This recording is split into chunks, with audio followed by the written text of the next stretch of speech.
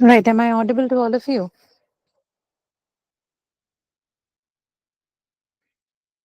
Yes, ma'am. Right. So we'll be looking at the figure of speech today. So it's just I'm going to run you through the slides that we already have. Right. So we'll look at them, and if you have any doubts in this, we can maybe discuss then. Otherwise, we're just going to look at each of that and be done with. And then I have like a sheet with questions. Because this is a difficult thing, I've also included the answers already into that. So the point is not whether you can identify or not, but even if the answers are given, you should be able to see, right, why is something a metaphor, or why something is a simile or antithesis, and so on and so forth. Okay, so I want to know from you how you're learning this figure of speech, right? Are you looking at each of them individually, or have you deduced a plan to learn this? One of you can speak up.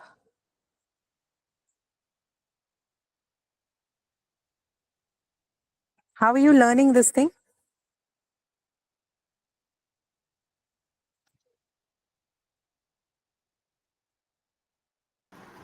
And from the lecture.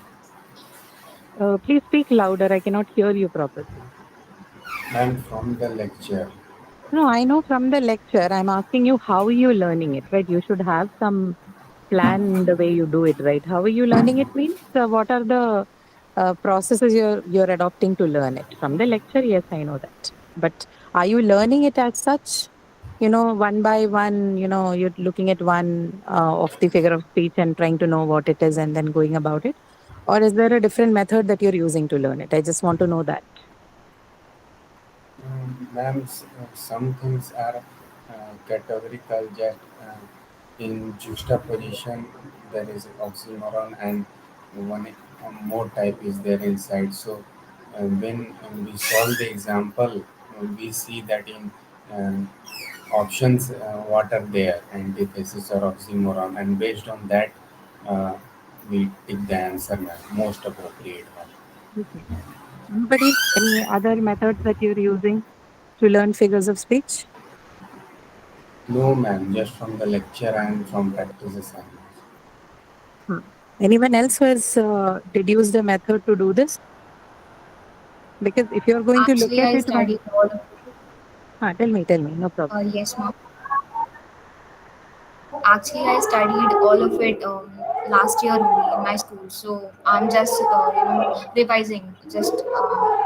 I just You, go through once and then it's all clear. okay, so you're familiar with it, so you're okay with it, right? That's what you're saying. Yes, ma'am. Right, right. Okay. Um, Usually, you get complaints about how it is, difficult to do all the 24. There was somebody who specifically wanted a class on this, but I'm not sure if that person is here. Okay, so I am going to, tell you something about how you can make it easier, because usually the complaints, not complaints, but the difficulties that are raised usually includes that these are too many in number, right? 20 or 24 in number, and it is tough for people to remember what each of it is. Now the problem here is that you're trying to read each of it one by one, and trying to deduce what it is. So in that sense, it's bulky, and you probably will find it a little difficult to look through. So we'll first discuss what these things are, and then we'll move on to looking at how we can go about with learning part, right? How the learning part will come after this. So I'll tell you how to do that later. Okay.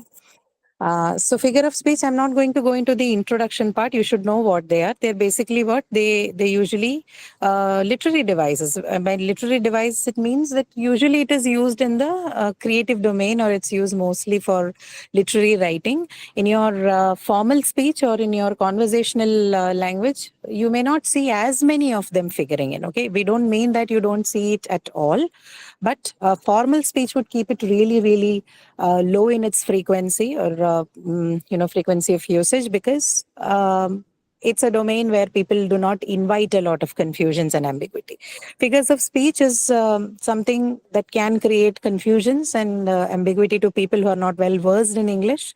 So formal aspects of the language, formal English, keeps away from figures of speech, right? Or the frequency of usage is quite low.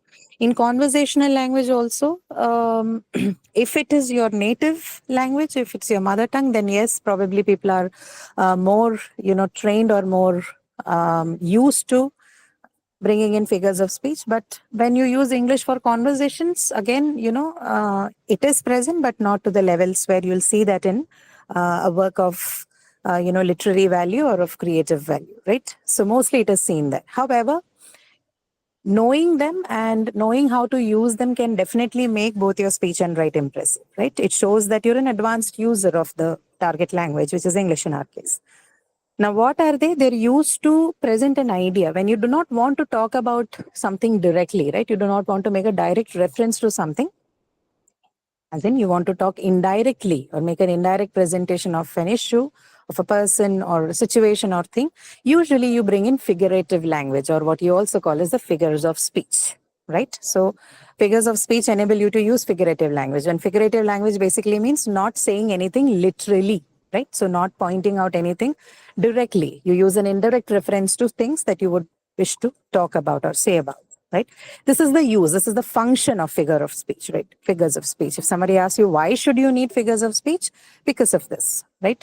There are situations where you may not be allowed or permitted, or maybe you feel a little hesitant to use direct reference. And then in such cases, figurative language and figures of speech come to your help, right? That's the function. Now, what can you do with figures of speech? You can draw comparisons, you can make parallels, right? You can make substitutions, right? All of these are methods that you can use to, talk about things in an indirect fashion, right? So some of them can be used for direct comparison. Some of the figures of speech help you make indirect comparisons, right? All of that are basically the different ways in which you can use or talk about things which you cannot otherwise talk directly, right? We'll look at it in detail later. Then written and speech, yes, both of them have. And what do they do? In literature usually, or even in speech, right? Both in writing and speech, it provides a sort of a heightened or a rhetorical effect to your writing, right? It makes it more impressive. It makes it look more, more impactful, right? More emphatic in nature. So it can create impact. It can also add emphasis to the point that you're trying to put across. So all of this would be then the, the functions or the need for the use of figures of speech, right? It can be classified as either of either the function or the need why you need the figure of speech or figurative language could be any of these, right? That's the basic introduction. Now we're going to look at each one of them one by one, how much ever we have available, or the more popularly used figures of speech in English, right? Simile, this is simple. What do we use simile for? Simile is used for direct comparison or indirect comparison. What do you use simile for? So when I say a face as dull as lead, or cheeks like the blushing cloud, or bold as a hawk, what am I trying to do? Is this a direct comparison or is it an indirect comparison? Yes, people those who are listening. Direct comparison. This is not a direct comparison. I'm only saying my love is like a red rose. I'm not saying my love is a red rose, right? If I say my love is a red rose, this is called a direct comparison. I'm making a direct comparison to of the love and the red rose, or of cheeks and blushing cloud, whatever my examples are. But when I say something is like something, something is as good as something, or if this is the usage, is like, as, dull as, right? This is called indirect comparison. I'm only saying this is like that. I'm not saying this is this. Not saying A is equal to B, A is B. I'm saying A is like B. Okay, so if the usage is in the form A is like B, right? This is called indirect comparison. And if I say A is B, then that is called direct comparison, right? What is the figure of speech that you use for direct comparison? Metaphor, right? Metaphor is the one that you use for direct. Correct. So know this difference between simile and metaphor. right? One is indirect, the other is direct. So examples you have on your screen, these are your slides for the lecture. So of course you can easily access it from the dashboard. Now, metaphor, like I just mentioned, again, this is another figure of speech, and the function is to talk about, to make indirect comparison, indirect reference using direct comparison, right? So this is the icing on the cake, right? So icing on the cake refers to the better part of something, that particular part. Silence is golden, right? We just talked about it, right? A is B, right? So if it's in the form A is B, this is called a metaphorical usage, right? Direct comparison. Life is a roller coaster ride. All the world's a stage. So that apostrophe stands for is. All the world is a stage, basically. That's what it means, right? This is all the, what are these? These are all metaphorical usages. Okay, understood the difference between simile and metaphor at least? Yes? Yes, No? ma'am. Okay. The personification, this is also a very commonly used figure of speech. So as the name suggests, what do you do in personification? You provide human attributes to things which are non-human. Okay, so you use verbs or any other. Usually, they are in personification, it's the verbs that are used to personify something. So you use them. Use verbs that are more commonly used in connection with human objects to talk about objects that are not human, right? So look at the examples that you have on screen. Books are my favorite companions, right? So companions, usually companions are what?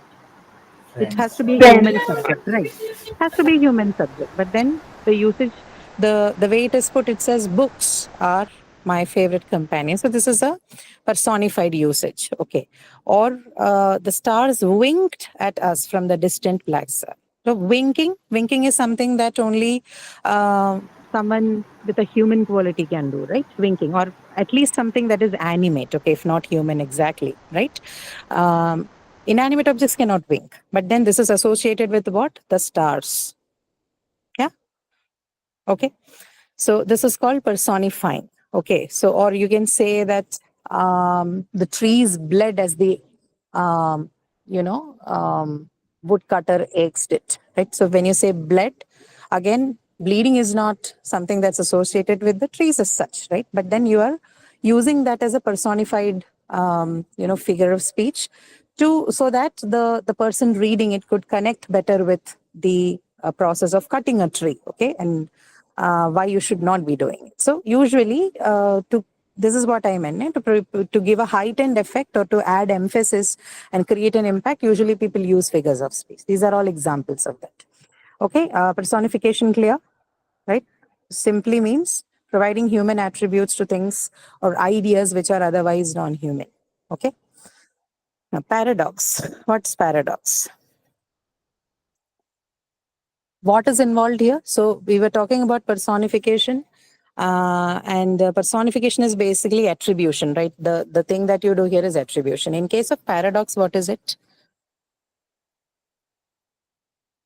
You present conflicting ideas, right? So in paradox, you need to understand this, that because this is going to come through this part on conflicting ideas, contrasting ideas. This is going to contrast and conflict. This is going to show up in a couple of other figures of speech also, right? So you need to understand what's the difference between all these figures of speech. So in case of paradox, it is contrasting or conflicting ideas, right? Two contrasting facts or ideas. By facts, we mean ideas, right?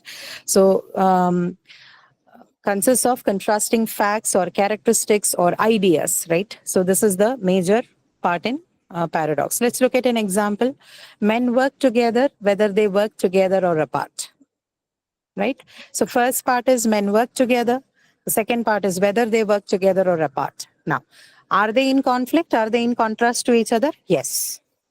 Right? So two contrasting idea, fact, or characteristic are presented side by side, right? Yeah. Now, why do we do that? Why should we produce this contrasting thing, side by side? This is to either enable thought-provoking means, or it is to present a fork-like situation, to present a dilemma, right? So it has its own function. usually you bring in contrast to show the better or the bad of both the sides, right? That is how it functions. Understand? Okay. So, I have given some yeah. example in chat box. Can you see it?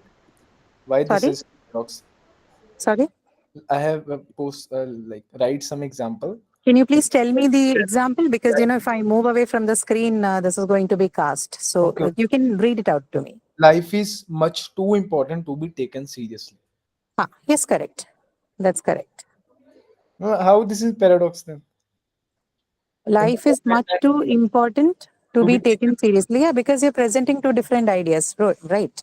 On one hand, you're saying that it shouldn't be taken seriously, but then you're also saying that it is too important. If something is important, it should be taken seriously, right?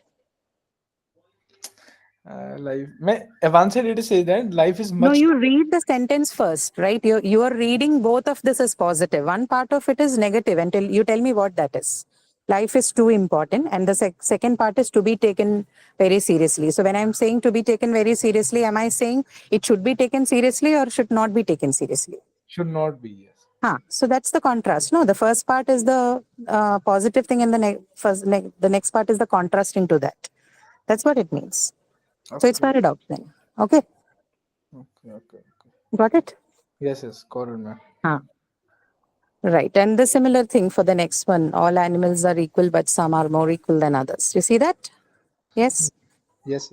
Okay, there's a contrast here in as well. So the idea here is there's a contrast and conflict between characteristics, ideas, or facts, right? Facts, you can maybe, call all of them together as ideas, whether characteristics or facts.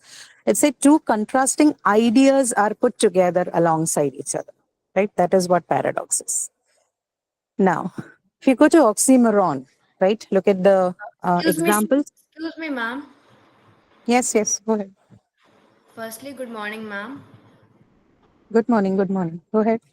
Ma'am, can you do your screen in a landscape mode? You can zoom in if you're on a phone. I am not sure how it would happen on a laptop.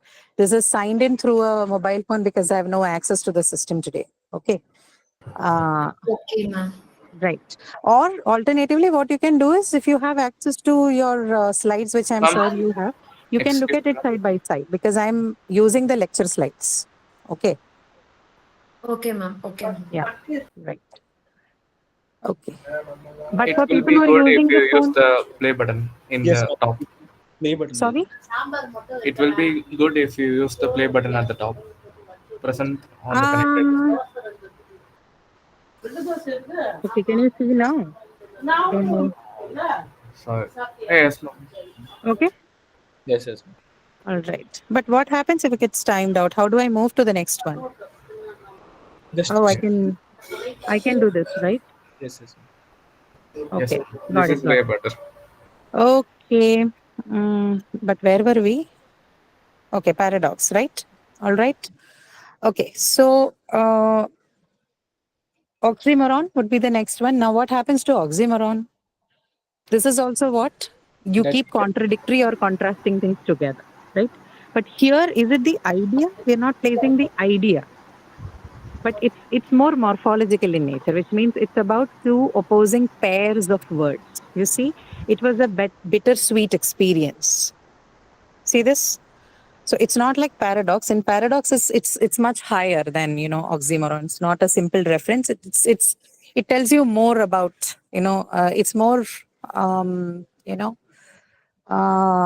do I put it? It's more at the level of the idea than merely a contrasting experience. Like in this case, right? It says a bittersweet experience. It doesn't give you any more emphatic factors, but in a paradox, it gives you more space to think. As the slide mentioned, it's more thought provoking, right?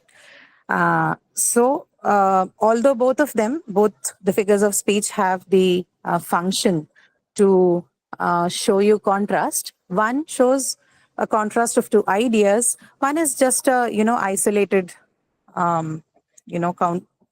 isolated part to look at. Like, for example, this one, bittersweet experience or awfully good movie, right? Sweet sorrow. Or I think there was one more example that we mentioned in the live session a day or two ago, deafening silence. Okay, so all of these are examples of oxymoron. Okay, any questions there?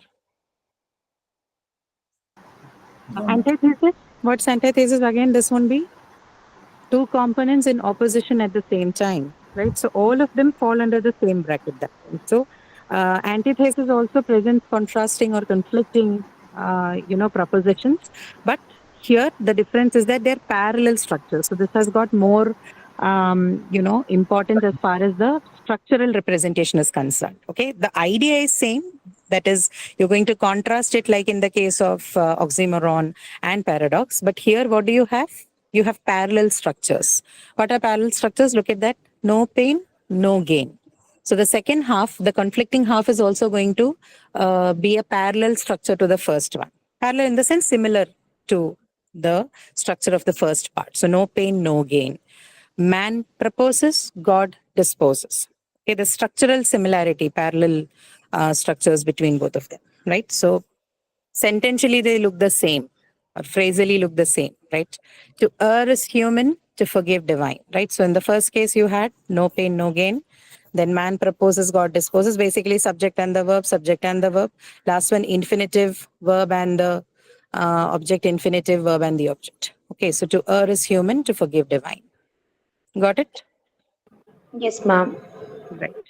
Okay. Now, Ma'am, yeah. in antithesis, came under the means in under the antithesis came anaphora and the consonants, right?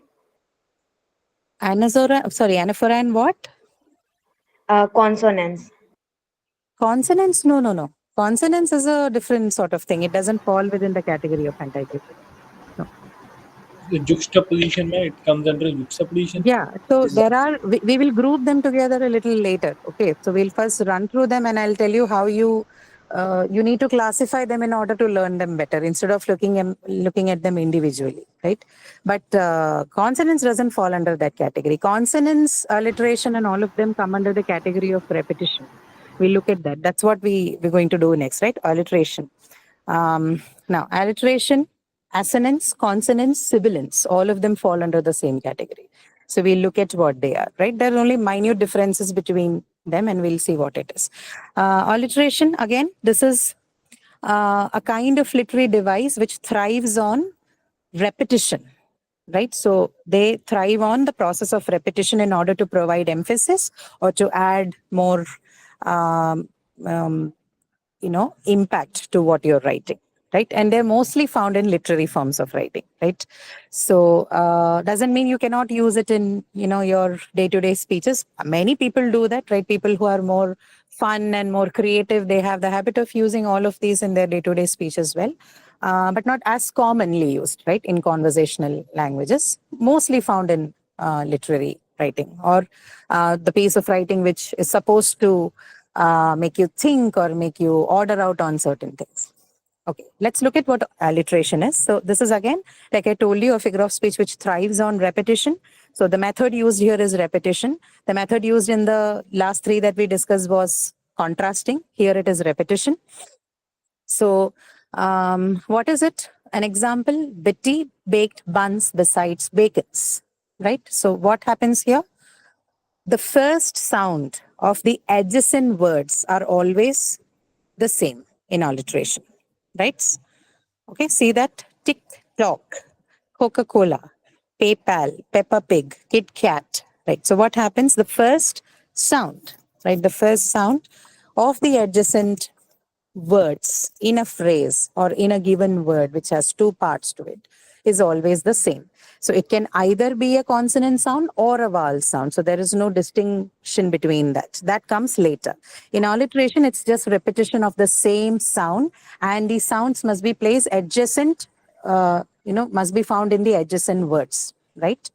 This is a condition for alliteration. Okay, if something comes in between this, then the alliteration fails.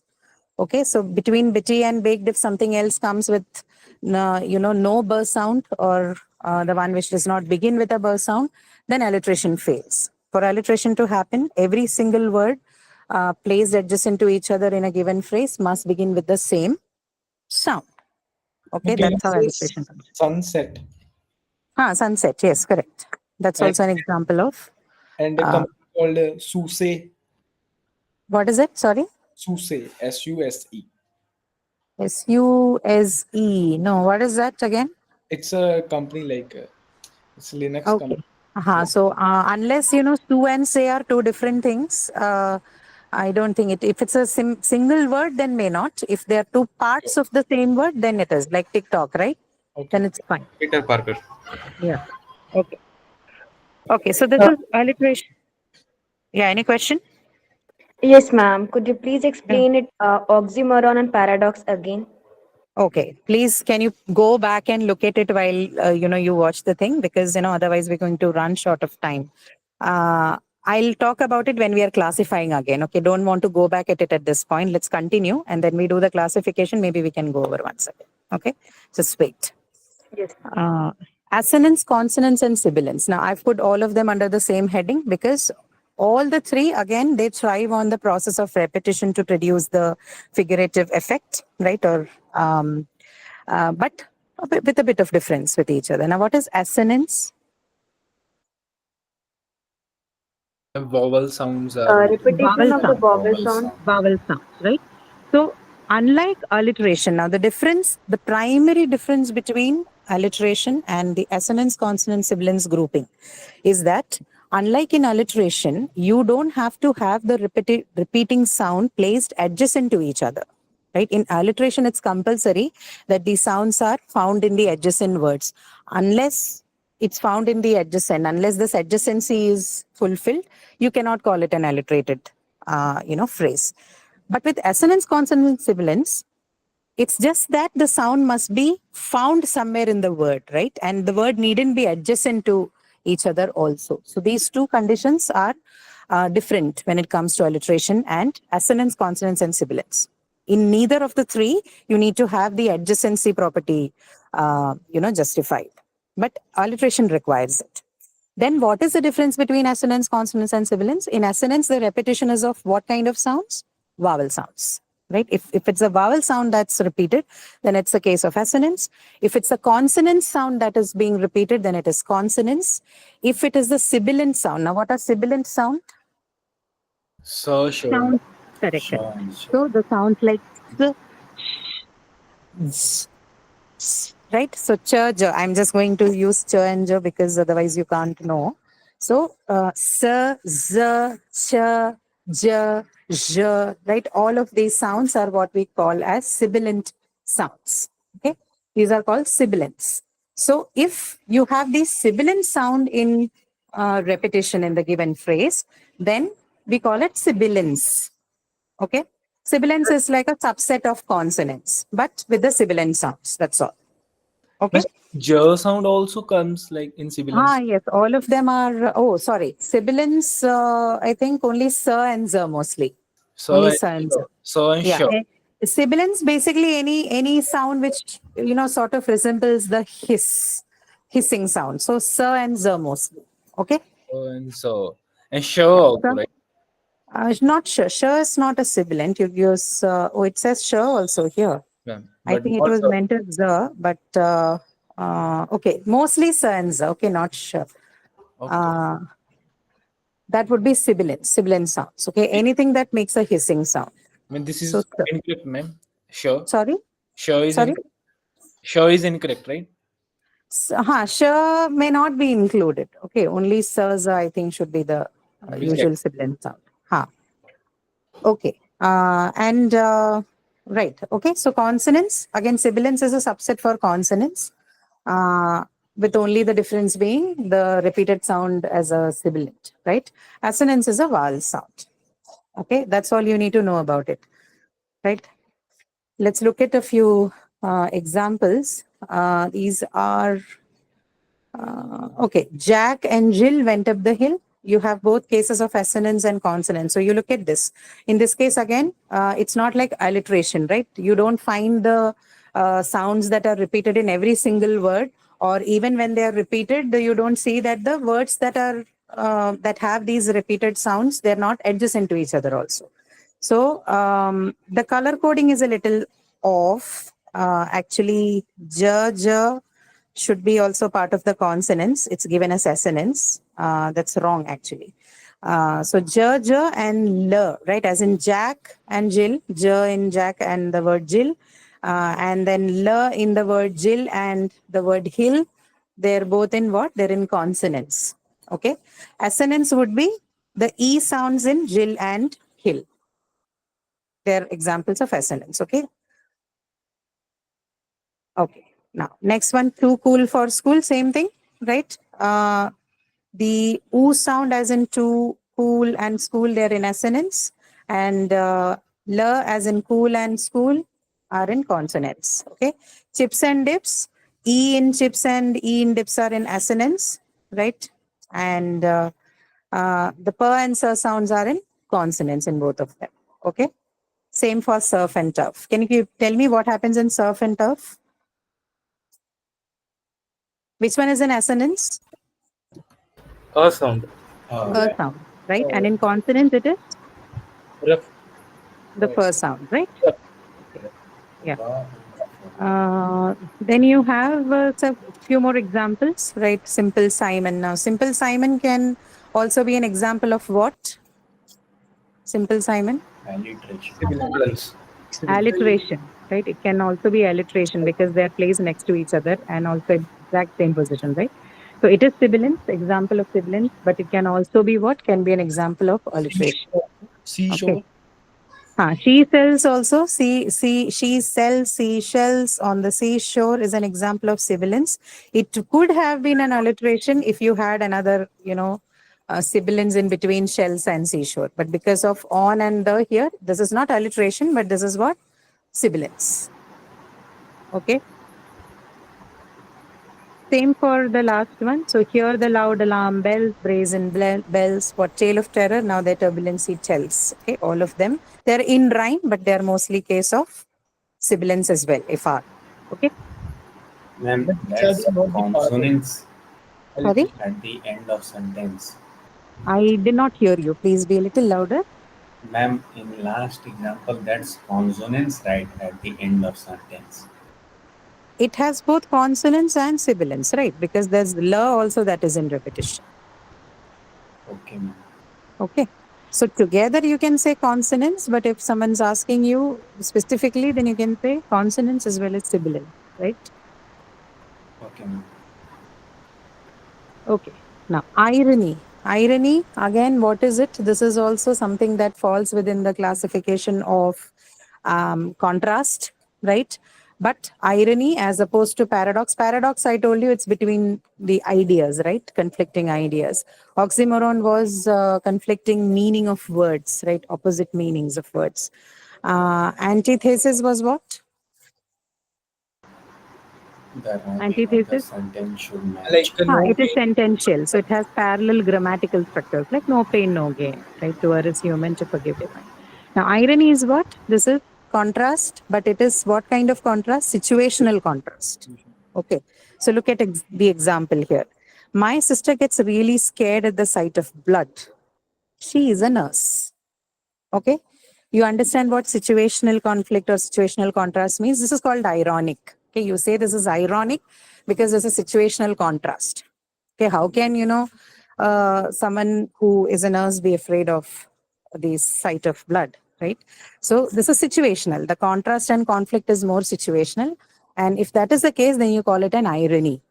Okay, irony, very, very famous, very, very popular figure of speech in literary devices, right? It can highlight the strangeness. You usually use it when you want to highlight the strangeness of a situation or you want to add humor to the situation, right? Irony becomes very handy, right? People who watch stand-up comedies, most of the jokes thrive on irony, right?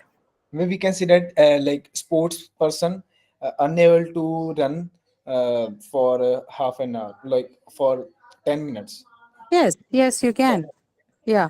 Anything that is constructed around that would be definitely ironic. Like if you call yourself a sports person and if you cannot run for half an hour at least, then situation is ironical, right? It's an ironic situation. So anything that falls within the bracket of conflicting, contrasting situations, you can say that this is an irony, right? Or an ironic situation. Examples, the snowball fight was rescheduled due to heavy snowfall. Okay. Proofreader, what's the problem here? The spelling is wrong, right? Proofreader should know the spelling well. So excellent spelling is wrong. So this is again an ironic situation, but more like a verbal. Now there are different categories to it. There's something called verbal irony and, speech irony and all that. We're not getting into the details of it, but you just need to know that when we talk about irony, we mean situational conflicts, okay, or contrasts. Now, can we say like Steph Curry not able to put basketball in a basket in 100 balls? Like he's a very good player. He has very precision of putting the ball in basketball like every time, and he's in 100 times he's not able to do, right? Mm-hmm. Not ironic. That is just a lapse in, some. It's a lapse that happens sometimes, right? Not exactly ironic. Okay. Player performing a day or not performing the other day. It's. I don't think it qualifies to be an irony, as such. Okay. It has to be more profound. The contrast has to be more profound, like something that is impossible. A player not performing for one of the matches is not an ironic situation. It's not impossible. If they're out of form, then maybe they are not able to perform it on one day. But I'm talking about situations that are in contrast. Like Okay. we can say that any dog can eat a loin. It is a identical situation, right? Loin is eating loin. Yeah. You Dog is can use. loin. Sure. You can bring about situations like that. So that is why now you're laughing. That's the whole idea of irony. That this is very Funny. profoundly used in humor, to create humor, right? Right. Okay. So as long as you get the point, I have no problem. Then comes pun. Pun is also a very important thing. Also used very popularly in humor, right? To add humor to your speech or writing, you use pun. And what is this pun? Basically, you use a word in a way that it can have at least two meanings. It can have more meanings, but then you use the word in such a way that in the given context, it can mean at least in two different ways, right? For example, you have something like, can February March? No, but April May, right? So here, although you have the meanings of both the names of the months as well as the meanings associated with its verbal counterpart is associated in the sentence used, right? Can Like February, we- March? Yeah. March means like we do March, right? That is Yes, we do March. Yes, exactly. So that is the meaning that is used here. But then it is also that, the word that precedes it is the name of the month February, right? So it's used to create that sort of a punning on the word March. So can February, March? No, but April, May, right? April, May. maybe February will be name of the person and April No, will be no, name. February is the name of the, no, it's not the name of the person. Say, this is a created context, right? That's the whole point. We are looking at figurative language. So it may not have a direct existence, right? We're just creating a situation and, again, this is used for humor. So people can just use it in that sense. It does not need to have like a real significance in your life, right? It may not be an actuality. These are just verbal plays. You use language to create humor. That's all. Okay. It's funny. Okay. Second one. So what if I don't know what apocalypse means? It's not the end of the world. Now, this is somebody who knows the word apocalypse, but does not know that the word apocalypse means the end of the world. Okay. So what if I don't know? So the punning here has come through the part that the person is unaware of the meaning of apocalypse. Okay. So what if I don't know what apocalypse means? It's not the end of the world. Okay. Apocalypse is the end of the world, basically. Okay. Now, I always told you, Gwendolyn, my name was Ernest. This is a very nice work by Oscar Wilde. If someone's looking for pun, irony, humor, then this is the go-to work by Oscar Wilde, The Importance of Being Ernst, right? Didn't I? Well, it is Ernst after all. I meant it naturally is Ernst. You'll understand this only if you read that novel, okay? So here the pun is that the person's name is Ernst, right? And there's a lot of pun around in the novel, in the play, based on the name of this person. Okay, so try and read. It's a very short work. It's a very nice to read also. Okay. Juxtaposition, again, opposing idea. All the other things that we have discussed, right? Antithesis or oxymoron and the other one, paradox is different. All of that can be grouped under juxtaposition. So juxtaposition is basically the superset of this, right? So antithesis and oxymoron will fall under this. And what is juxtaposition? Again, Can be different, ma'am. How paradox Sorry? can be different? paradox is a different idea, right? Two Yes. different ideas. In juxtaposition, you don't have two different ideas put together. You'll understand here. See, okay, yeah, this is also ideas, but they're a little different in the way they are constructed, right? Not exactly like paradox. We'll see it through the example. So in paradox, it is compulsory that you need that idea, but in juxtaposition, it may be an idea, it may be a simple characteristic, it may be just a simple counterpart of a given word, right? So that part on idea is not emphasized in juxtaposition. Okay, we put it as idea, but it's not an emphasized opposing ideas. Otherwise, you don't qualify them as paradox. Juxtaposition, the basic condition required is that there should be some form of conflict and opposition or contrast between what is present. Okay? So, but in paradox, there is no contrasting effect. No, in And, paradox, there is contrasting effect. Why did you say it's not contrasting? yeah, It yeah. is contrasting. Okay. There is Like, a contrasting effect, but there are two different contrasting ideas. But in juxtaposition, it is not a compulsory condition that it should be an idea. There should be some kind of contrast or opposition. That's all. Okay, in some form. okay. So Okay. there are two different ideas that are placed to each other in such a way that they highlight the differences. Maybe yes. maybe Or they are similarity. not the ideas. Maybe they highlight the differences. Like all is fair in Correct. war and love, Correct. right? Yeah. So rather than going, to using too many words, you can simply say that in juxtaposition there should be some kind of contrast or opposition.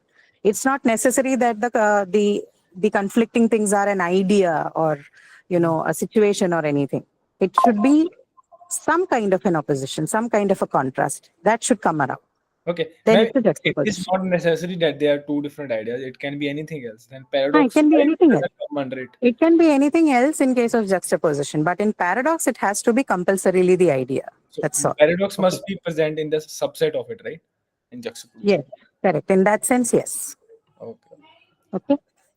Right. So examples, so if you look at the example, you'll understand it better, right? All the three are three different types of contrast. They're not all the same. So all is fair in war and love. That's one thing. There's a contrast involved, but there's no specific kind of contrast.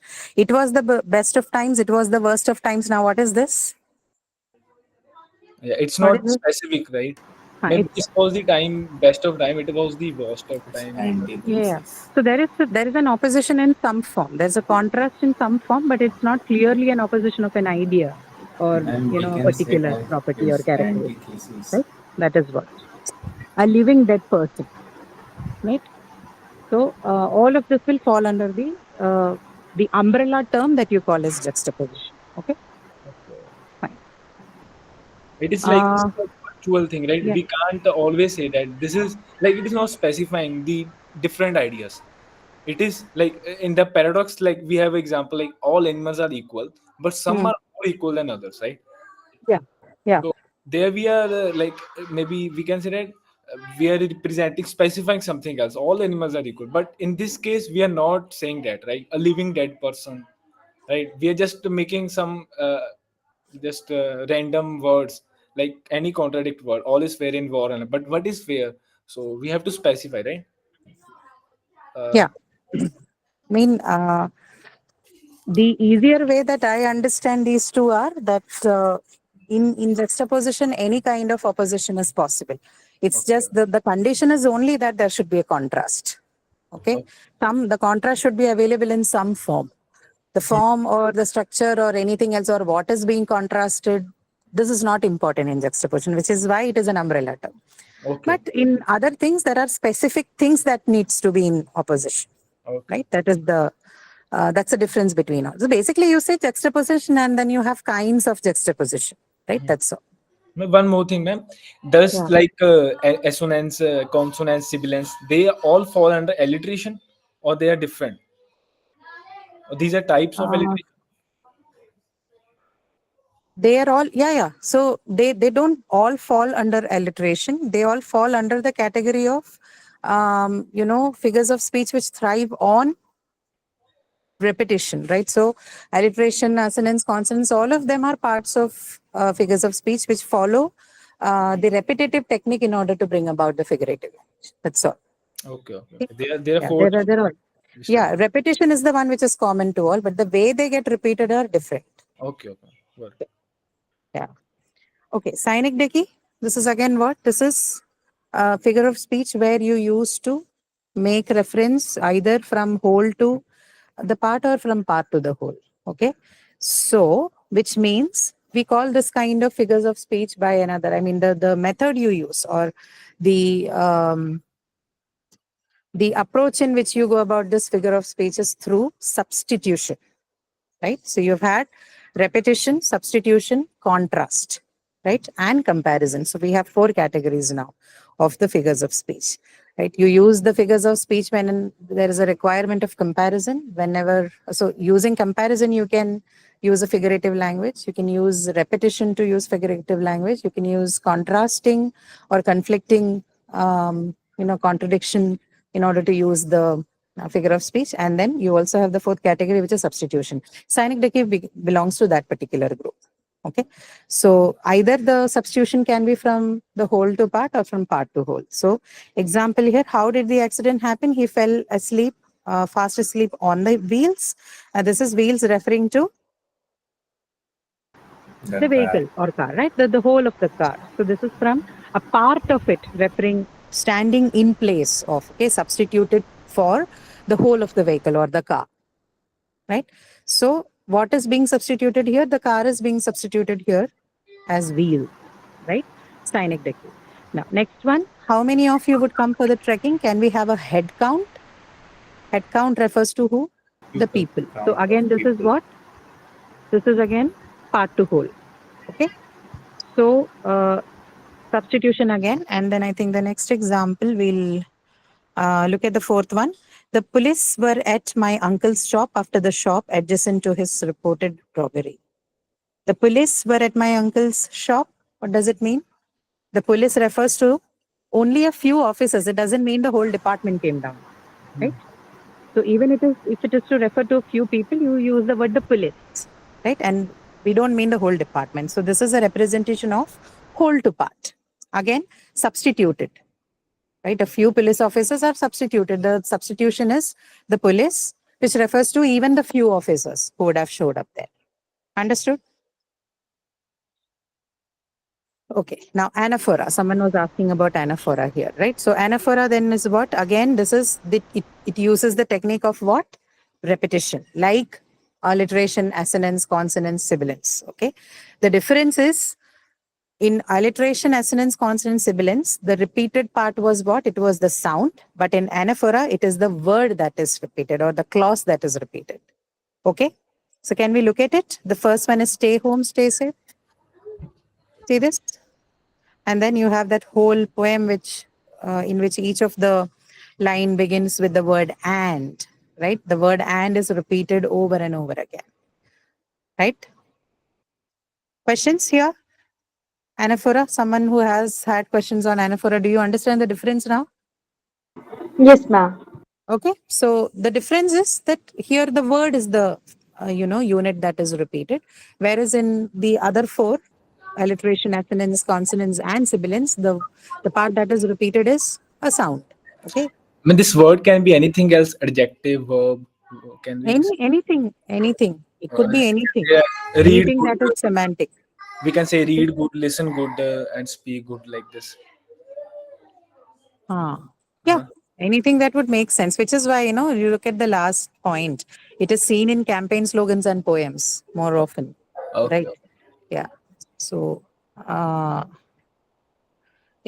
So this is a part of all languages. You will have this in every language, not just English. Okay, now metonymy.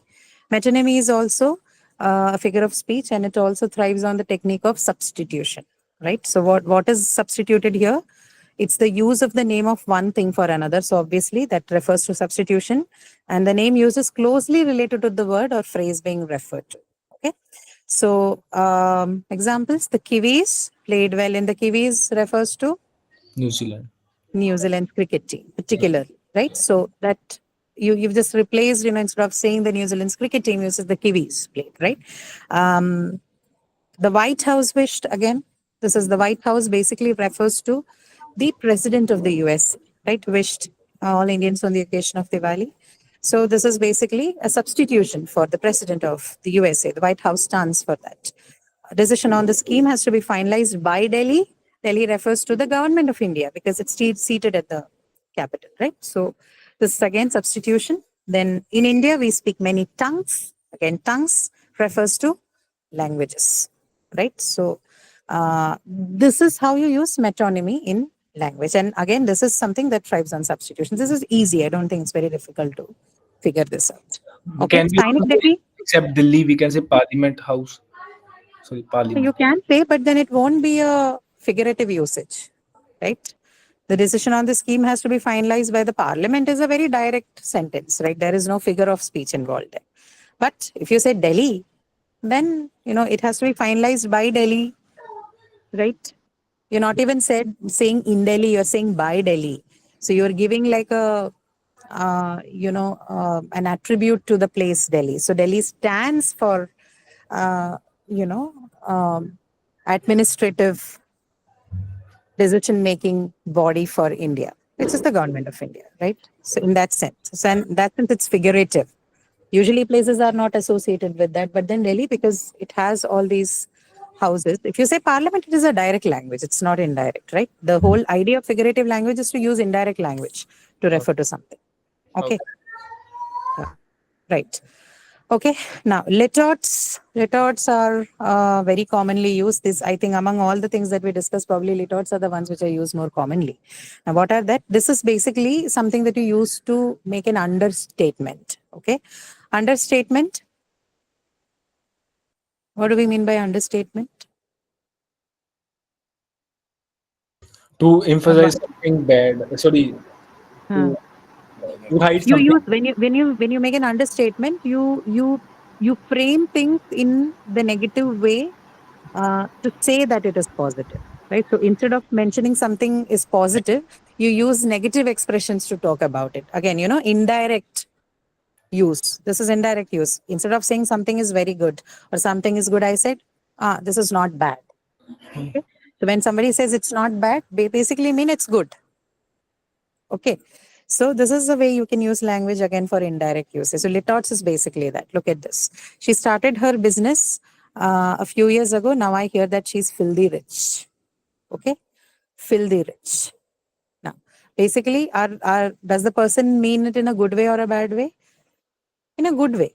Right? You're saying that is filthy rich, right? Which means really rich. Okay. Some people may use this in the negative context also. Like in speech, you could hear people saying that guy is filthy rich, referring to, maybe the methods in which the person has got rich. But in actuality, the actual use of the word filthy rich is in positive sense. When you say someone's filthy rich, right? Filthy is not of great importance here as such. Okay. Filthy, I know, has negative connotation in other contexts, but in this context, filthy is used in the positive sense, right? It's a negative word, but it is used as a figure of speech in order to show something that's positive, right? Or if you don't want to call it positive, you can simply say that, someone is opining well about somebody's progress or richness, right? Now, I hear that she's filthy rich. Okay.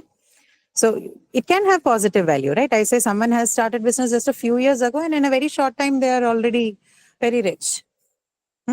So it can have that meaning as well. So when used in the figure of speech or as a figure of speech, this basically is a positive one, right? I have seen questions on this in the forum in the previous semesters. So the part is this, right? Filthy, we are not looking at the word filthy alone in this context. We are taking the whole of it together, right? The idea is to use it in the figurative way to make an understatement. Here it is positive. Okay, got that? Any questions? Yes, no? Yes, ma'am, got it.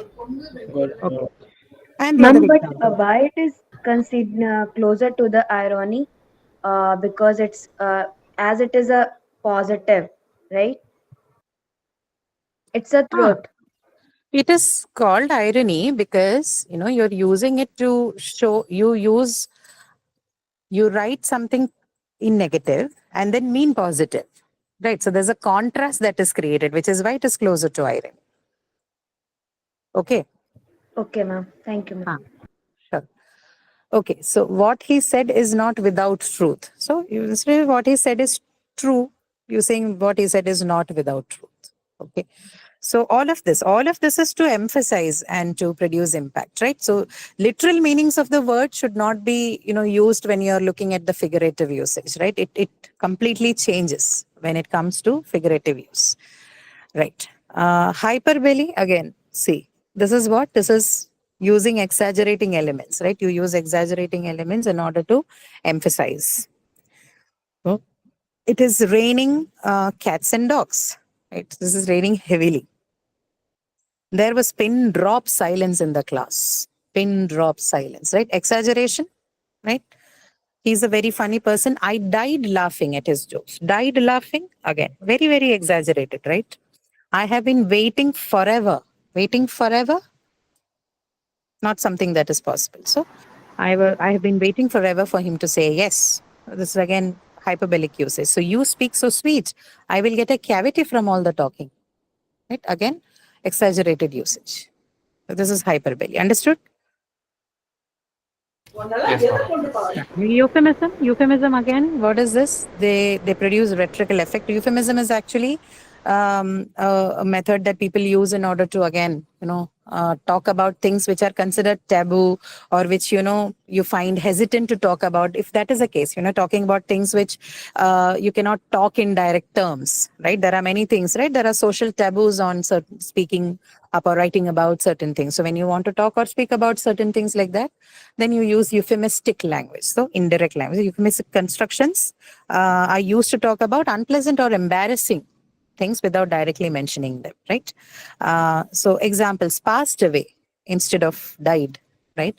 Guest worker instead of temporary worker. Okay. Downsized from job, or instead of saying that, got fired from the job, right? Well fed instead of overweight. Okay. Outspoken instead of bossy. Correctional facility instead of jail or prison. Rehabilitation center instead of de-addiction centers or units. Bridge courses instead of remedial classes or courses, right? So all of these are basically to talk about things which may be considered taboo or may be considered a little wrong in the social context, may not be considered appropriate to be spoken directly in a given social context. Okay, now that's a little bit of advice for you or a caution, word of caution in the use of figurative language. Now, what is it? It helps in using language creatively, sure, but the pitfall here is that you need to be sensitive of the socio-cultural categories while you use the figurative language, right? So that there is no bias of any form. Sometimes we know a lot of the things that we say in our languages have all kinds of biases encoded in it. And figurative languages are very, very vulnerable to these sort of biases. So while you use them in a way that they are sensitive to the social labels of what we are talking about. Okay. Otherwise, if used with this caution in mind, then it can really make an impact on the way you speak and write. Okay. Any questions? So we've discussed all the four. I see I'm the end of the slide. Anything that is confusing? Okay. So about how do you categorize them? So what all did we speak about? We spoke about comparison, right? We spoke about contrast or contradiction. Let's call them contradiction. repetition. Repetition, yes, correct. And the last one is not last one. Another one was substitution. Yeah. Yeah. Hold to Correct. Correct. So in comparison, what all do you have? You can have simile, Simile. Metaphor and you can have symbol. metaphor, and you can have personification also, right? Personification. Personification, right? In contradiction, what do you have? In, let's say, if you use the umbrella, the first one would be just juxtaposition, Juxtaposition. right? What else can I use in contrast? Antithesis. Antithesis, Oxymoron. yes, correct. Oxymoron, correct.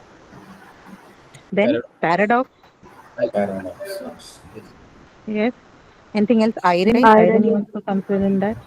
Right. Anything else? Litos.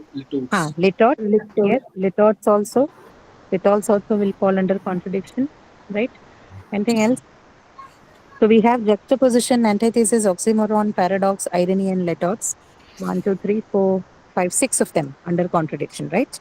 In comparison, you have three: simile, metaphor, and personification. Let's talk about repetition. You have what? You have Alliteration. Alliteration. alliteration, Alliteration. you Consonants. have assonance, Consonants. Consonants. Consonants. consonance, and sibilance. Sibilance. Sibilance. And you have what? Anaphora. Anaphora.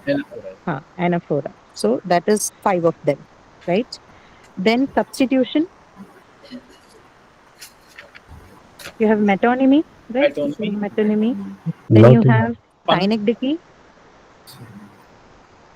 right? Synecdoche is fine, right? That's 2 of them. Then what we are left with is hyperbole, euphemism, right? If I'm not wrong, yes. So hyperbole and euphemism both can be, I think, treated separately, because euphemism is not exaggeration, but it's sort of softening, right? And and hyperbole would be exaggeration. So keeping those two aside, we can actually group most of them into the 4 categories that I just mentioned. Okay. So Pun is one, also there. Like Pun. sorry, Pun. sorry, one, two group. Pun. pun. Yeah, pun is good. Pun. One word has two Pun meanings. will also come under this thing, the contradiction category, because it has more than one expressions, right? Okay. So you can put it under the contrast if you want, right? So pun is also categorized under that. No problem. So, or maybe we'll put pun under, let's say we'll use emphasis as a category. If it is about emphasis, then we can put, actually, if it's for emphasis, many things can come under that. No, we'll keep pun also separately. Let's not put it under the contrast. So you have pun, and you have hyperbole, and you have euphemism, which stands out, don't fall in any of this category. But you have most of the others which can fall within one of the 4 categories, that is of comparison, contradiction, repetition, and substitution, right? If you remember these 4 categories, you won't be confused between the, in some way it will help you to narrow it down and, put them under, label them so that, all 20 of them don't just come stand in front of you, right? Just like that. So classify them and try to learn them. It should be easy, right? Make a note of this so that you find it easier to learn it. Okay, all right? Yes, ma'am. So can you do one thing? I'll actually, I can do something. Just give me a moment. I just want to show you something, and then I'll maybe stop for today. Let me see if I've that open here. Figures of speech. This can go now. Where is that other? Quickly show that to you, a minute, and then we can close for today. Right? Learn the.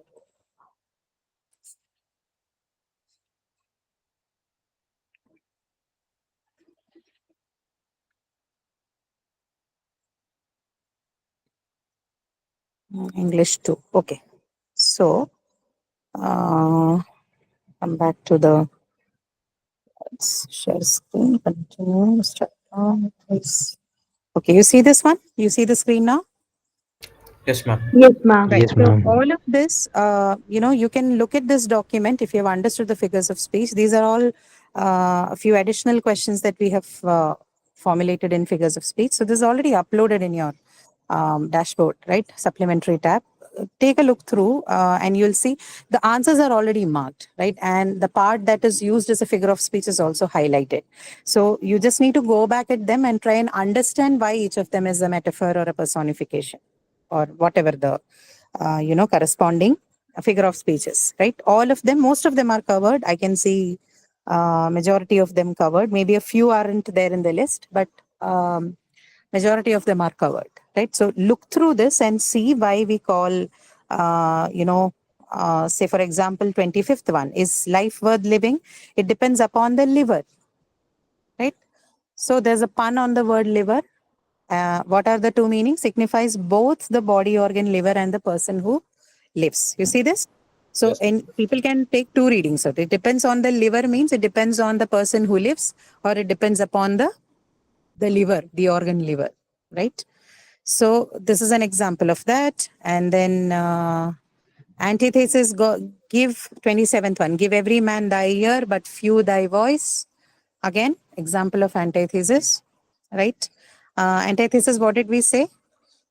It will have parallel structures, Parallel right? structure. Parallel structures, okay.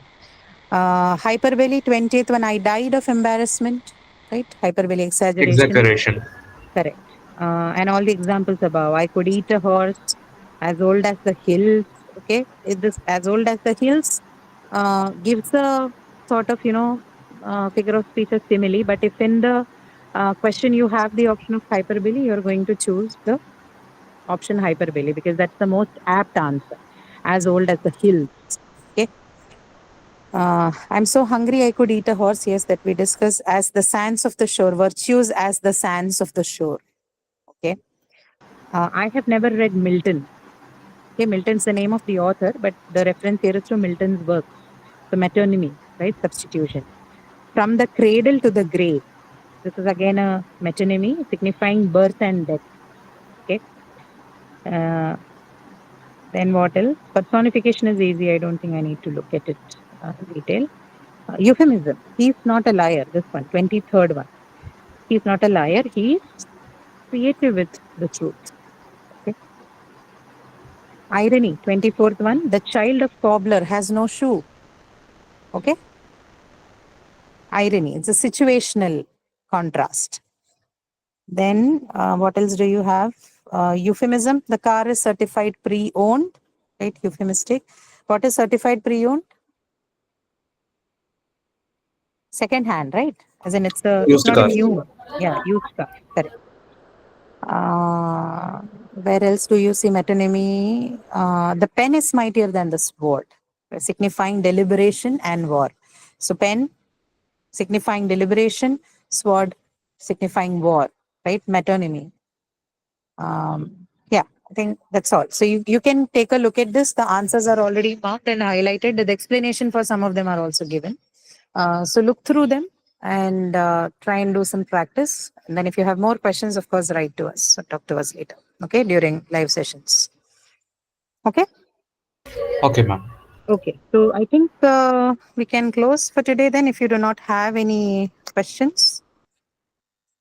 Ma'am, have you raised the issue of recordings because in the previous session, Sorry? the issue of recordings of the previous classes? Isn't it still not available to you? No, ma'am. How come? I think it should be. They should be at least available as a recording. Did you check the calendar?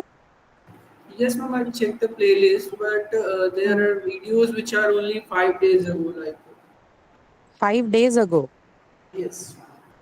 I don't know what session happened 5 days ago. So you should check for the recording that happened last Saturday. Okay, okay. Yes, I actually, ma'am. when you suggest to check the calendar, I have checked the calendar. There was a playlist, and when I click on that playlist, I have seen videos only 5 days ago. On the last session, last Saturday session. So what else do you want? You are saying that you have no access to the session before that. I have checked. I will check it again.